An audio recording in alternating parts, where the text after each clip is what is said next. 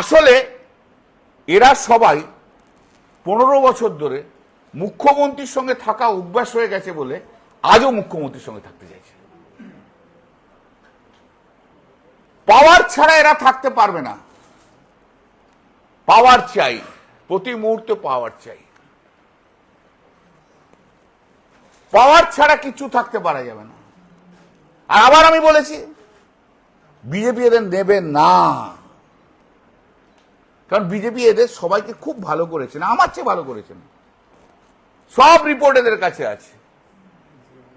কে নারদায় ঘুষ খেয়েছে, কেউ সিন্ডিকেট করে ঘুষ খেয়েছে, কে সমুদ্রে যে কি করেছে সব জানে,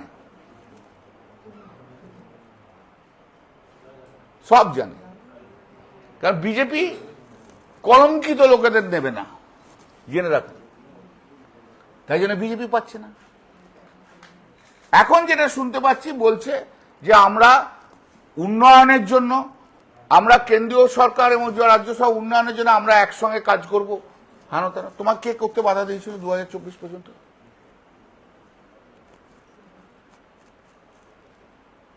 তোমরা যখন, এরা যখন স্পিচ দিয়েছে, অনেক স্পিচ দিয়েছে, একবারও কি বলেছে we are interested to implement the central scheme? বলেছে? ওরা কি একবারও কেন্দ্রীয় সরকারের কোন প্রকল্প ওরা প্রশংসা করেছে? যদি বলে না পার্টিতে থেকে ওটা করা যায় না, তাহলে আজকেও পার্টি থেকে ওটা করা যায় না।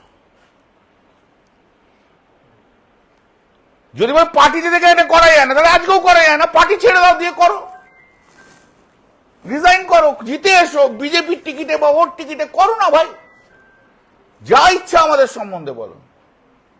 এসব দোঁয়াশলা, বিশ্বাসঘাতক, গদ্দার। এরা সুখের পায়রা। কাকলি ঘোষ দস্তিদার ছাড়া আর সবাই 2011 পর দলে এসছে। এরা অন্য কেউ কোনো লড়াই করেনি। আর ফিল্মস্টাররা হচ্ছে ভিনদেশি সব তারা।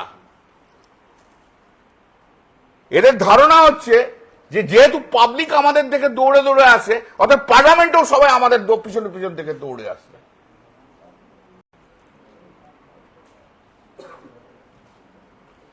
কেষ্ট না থাকলে শতাব্দী রায় জিততে পারতো না 2009।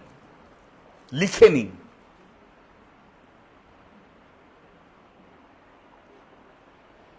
লিখে নিন। তো এই যে আজকে যত অভিযোগ, সমস্ত অভিযোগগুলো মিথ্যে কথা।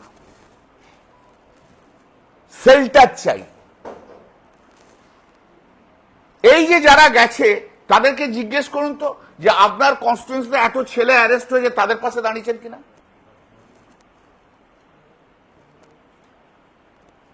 তাদের বেল নেওয়ার জন্য চেষ্টা করেছেন কিনা? তাদের যে জিজ্ঞেস করুন তো, এত ছেলে ঘর ছাড়া হয়ে রয়েছে, তাদের পাশে গেছেন কিনা? একটা এমপি এদের মধ্যে নিজের কনস্টিটিউয়েন্সিতে ঘোরেনি, একটা। দায়িত্ব কর্মীদের কিচ্ছু নেয়নি এরা। এরা শুধু নিজেদের কথা ভেবেছে, আর কিচ্ছু না। আর দিল্লির বড় বড় ফ্ল্যাট আর বড় বড় বাংলোতে বসে রয়েছে, এখান থেকে বড় বড় কথা বলে যাচ্ছে। এরা তৃণমূল কংগ্রেসের ওয়ার্কারদের সঙ্গে বিট্রে করেছে। আপনার অভিযোগ 4th মের আগে আছে, ঠিক আছে। 4th মের পর যে ওয়ার্কাররা যারা মার খাচ্ছে, কোনখানে শর্মিলা সরকার যে গেছে এটা আমাকে বলে দিন তো।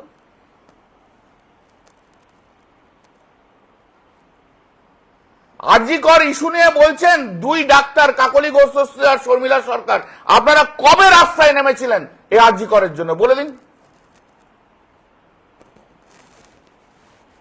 আরজি করের জন্য আমি মিছিলে হেঁটেছিলাম।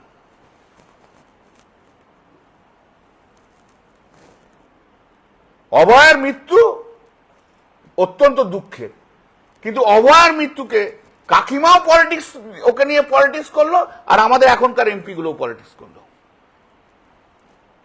আরজি করের সময় শর্মিলা সরকার আমাকে ফোন করেছিল, দাদা একটু এটা নিয়ে একটু ভাবনা চিন্তা করলে হয় না? আমরা এসো না, তুমি যাও দিদির সঙ্গে কথা বলো।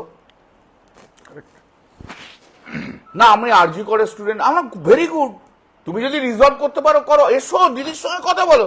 না না বাবা দিদির সঙ্গে কথা বলবো না, না না বাবা দিদির সঙ্গে কথা বলবো না। তাহলে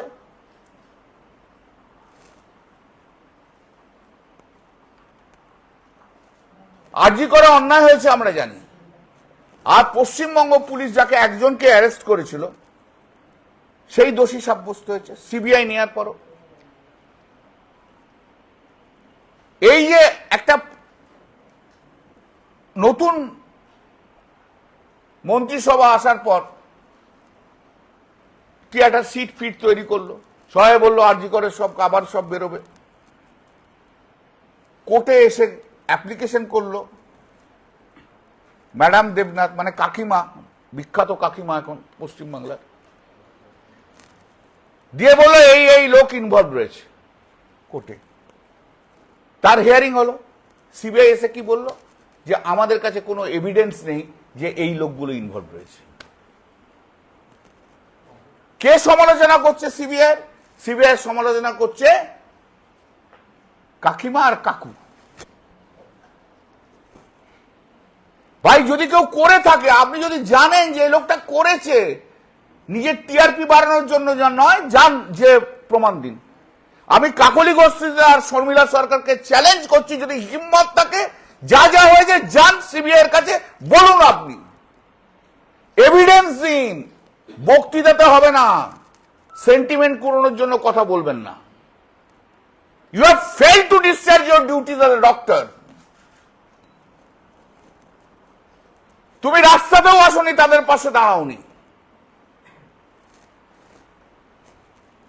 তুমি প্রতিবাদ করনি সেই দিন, এটা অন্যায়, প্রতিবাদ করনি। আমি প্রতিবাদ করেছি বলে মিছিলে হেঁটেছি।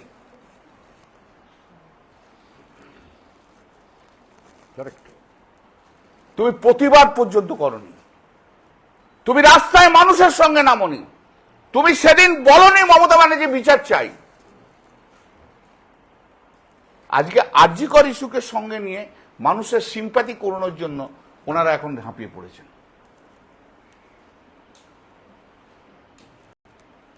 সবই আফটার থট। এবং বিজেপি পর্যন্ত সেদিনকে অভয়ের পাশে দাঁড়ায়নি। সেদিনকে যারা এসেছিল অভয়ের মা বাবা অমিত শাহের সঙ্গে দেখা করতে, অমিত শাহ দেখা করেননি।